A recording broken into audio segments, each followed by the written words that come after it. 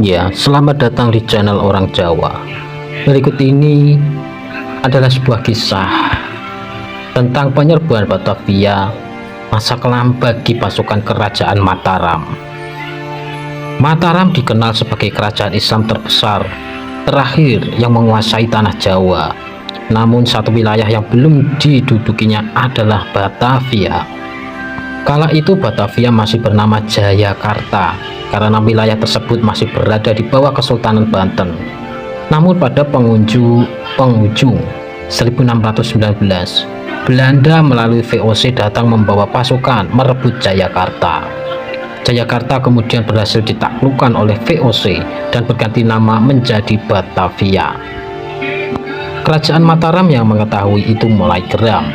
Kabar berembus bahwa VOC terkenal memperbudak pribumi, membuat Sultan Agung semakin ingin mengusir bangsa kolonial. Tidak hanya itu, VOC sendiri sebelumnya pernah membangun komunikasi dengan kerajaan Mataram. Saat itu, VOC telah bermarkas di Kepulauan Banda, Ambon, Kepulauan Maluku. Kedatangan VOC ke kerajaan Mataram pada saat itu adalah untuk izin kepada Sultan Agung guna membuka loji-loji dagang di pantai utara Mataram. Namun tawaran itu pun ditolak Sultan Agung. Alasannya Sultan Agung yakin jika izin diberikan maka ekonomi di pantai utara akan dikuasai VOC. Perselisihan itu yang kemudian membuat VOC memilih jalan perang dan menaklukkan Jayakarta untuk membangun markas baru di Pulau Jawa. Di sisi lain, kerajaan Mataram sedang berkonflik dengan kerajaan Surabaya dan Kesultanan Banten. Di tengah baliknya situasi, Sultan Agung sempat berpikir untuk memanfaatkan VOC. Pada tahun 1621, Mataram mulai menjalin hubungan dengan VOC. Kedua belah pihak saling mengirim duta besar. Namun VOC ternyata menolak membantu saat Mataram menyerang Surabaya. Tapi penolakan itu tidak membuat Sultan Agung putus asa. Tanpa bantuan VOC, Mataram berhasil menguasai Surabaya. Sultan Agung kemudian memutuskan untuk menyerang Kesultanan Banten. Posisi Batavia yang menjadi benteng Kesultanan Banten perlu diatasi terlebih dahulu. Kemudian pada tahun 1628, Mataram membuat persiapan untuk melakukan penyerbuan ke wilayah Batavia. Tumenggung Baurekso dari Kendal yang diberi titah Sultan Agung memimpin penyerbuan ke benteng Belanda, mendaratkan 59 perahu berisi 900 prajurit ke Teluk Jakarta. Di dalam kapal armada Baurekso membawa 150 ekor sapi, 5.900 karung gula, 26.600 buah kelapa, dan 12.000 karung beras.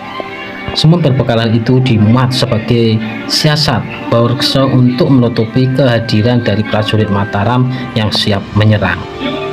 Namun VOC telah lebih dulu mencurigai siasat tersebut. VOC menyetujui sapi diturunkan dari kapal. Syaratnya kapal Mataram hanya menepi satu demi satu.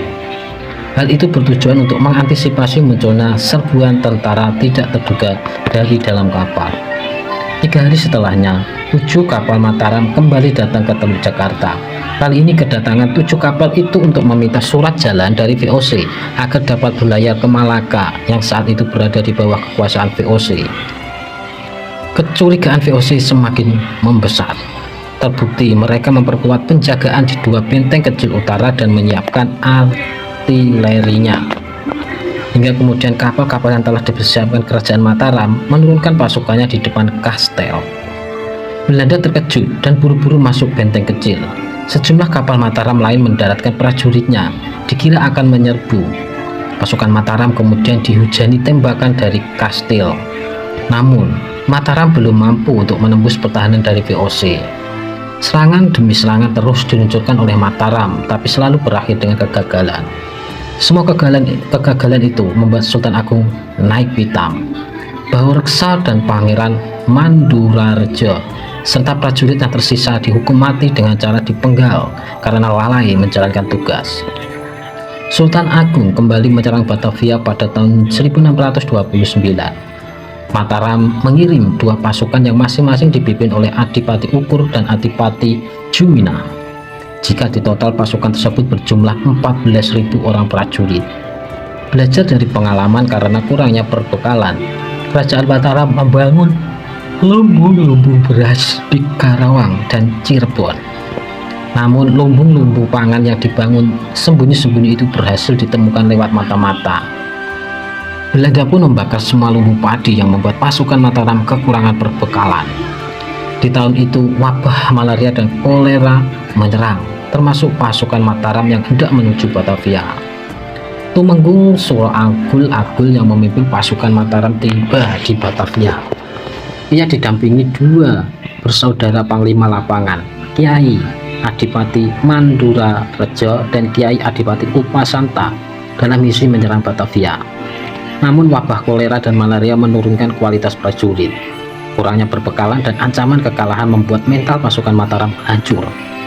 Paham jika kekuatan pasukannya berkurang dan tak mungkin menyerang mendadak, Mandura Rejo menggunakan cara yang berhasil mengalahkan Surabaya, yakni membendung sungai.